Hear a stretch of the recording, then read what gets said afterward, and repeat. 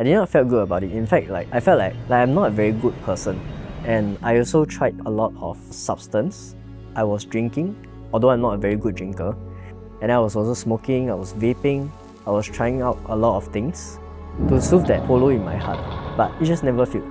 At that point in time, she extended this invitation to me for me to go to her church. But I rejected at that point in time because I was in such a bad place, and I was like, I don't think that there is a God lah. Hi, my name is Yew Jin. I'm 26 this year. I come from a free thinker family. Yeah. I'm actually the youngest of my family. I have 3 siblings. In my childhood, my father was mostly absent because he did something and he went to prison for that. And he was mostly absent. And my mom was mostly working to support all 4 of us. So growing up, my family is always had this every man for themselves kind of mentality. So growing up, I always felt very alone. So I tried to find comfort in other people, like to feel this loneliness, but it never worked lah. And I was filled with a lot of disappointment. So you can see all these blue color, these are disappointment. And then I was also filled with a lot of hate. The hate is a black color. And then there's also the rage that I felt. So I was very angry, very sad. And then I was also very hateful of the world lah.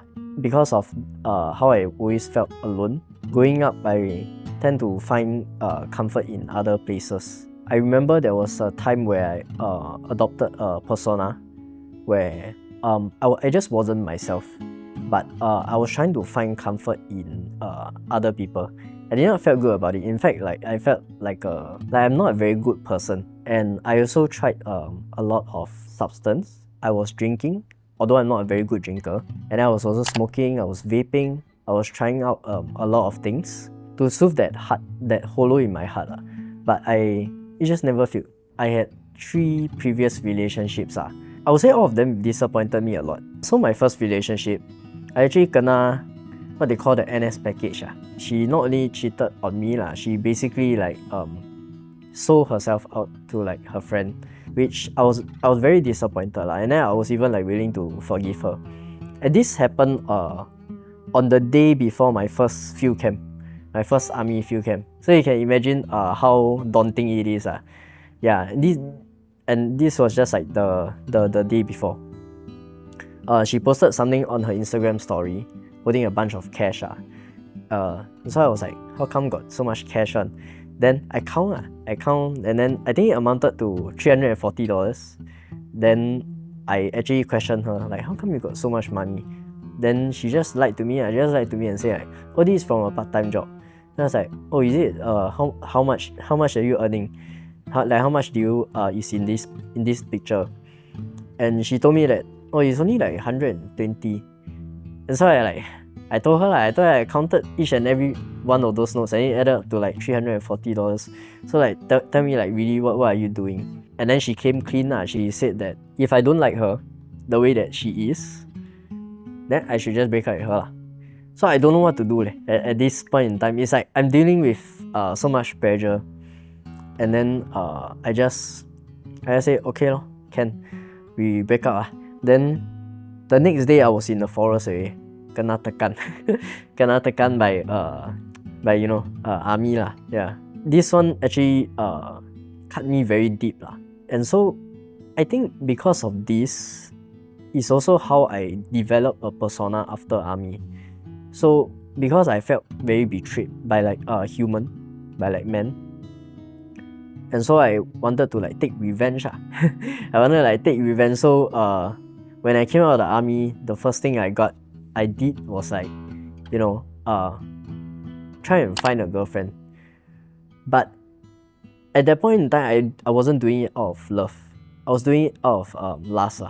It backfired on me because in the end I fell for the girl, and then she fell in love with me.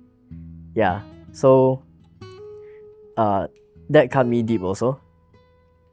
And the third one was I wasn't even sure anymore. I was just anything. Then same story. In the end I fell for her and then she fell in love for me. And this is and this time she broke up, right, is on the first day of my post-study diploma, which I was actually looking forward to a lot. Then I was like, wow, every time I go through a big ordeal in life, then the people around me just leave. So I was like, filled with so much rage, filled with so much hatred for the world. I'm like, wow, yeah.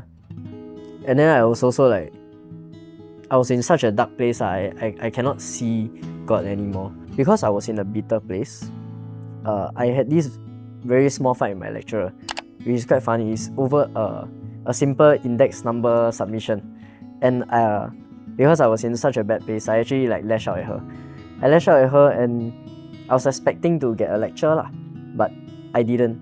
So she didn't lecture me. Instead, she counseled me. She counseled me, and then she also shared with me a bit of Bible knowledge. At that point in time, she extended this invitation to me for me to go to a church, but I rejected at that point in time because I was in such a bad place, and I was like, I don't think that there is a God lah. I don't think that there is a God. So fast forward 1 year later, I was trying out a lot of things. And I was actually reading philosophy, and I really enjoyed like philosophy. So I kept reading it, and until one day it struck me where I found the similarity between these philosophies and the Bible. And so I went and checked. And I was like, if there is similarities, maybe I'll give it a shot. Maybe I'll go and accept that the invitation that my lecturer extended to me. And I went and checked, and yes, it's true. A lot of it is in the Bible. It's just spoken differently. And so I went. At this point in time, I actually have a record of 5 years of smoking. Yeah, and I attended their lessons. At first, I didn't listen much, but as I kept attending the lessons, something very miraculous happened to me. Is that I keep having these visions of the Lord's Prayer, and then I was quite blown away lah. Like, wow, how can this happen to me? How can this happen? Like I've tried quitting smoking before, and always fails. And this is something that is very miraculous to me. So I tried to discover more about God, and as I discover more about God, I also find that God has like replaced my heart with a heart of flesh, and I was like, I feel like a new creation. So around here you see a lot of green. It's basically me expressing that, hey, I'm a new creation with God now. So the pink and blue heart actually represents that this is where God tried to reach out to me using my lecturer, but then I didn't listen. I didn't listen because I was in a bad place. So you see all this yellow. This yellow is God's presence. Yeah, like God was always watching over me, but I didn't know. I was so full of rage, so full of hate, so full of bitterness that I couldn't see it. But it was always there lah. And then these two hearts is basically like God trying to use my lecturer to, make my heart whole. And then you can also see a bit of silver here. It's because there's still some part of me that doubts. There's this spade here. I put spade because I don't know what to put, but it's like a beginning of a new journey lah. Okay, and afterwards, so this is the present, and I feel like a new creation, and also I feel a very strong calling to serve God, which is this spade over here, and then it's red color lah because it's very passionate, it's very strong. And move forward here, you can see here there's a lot of yellow.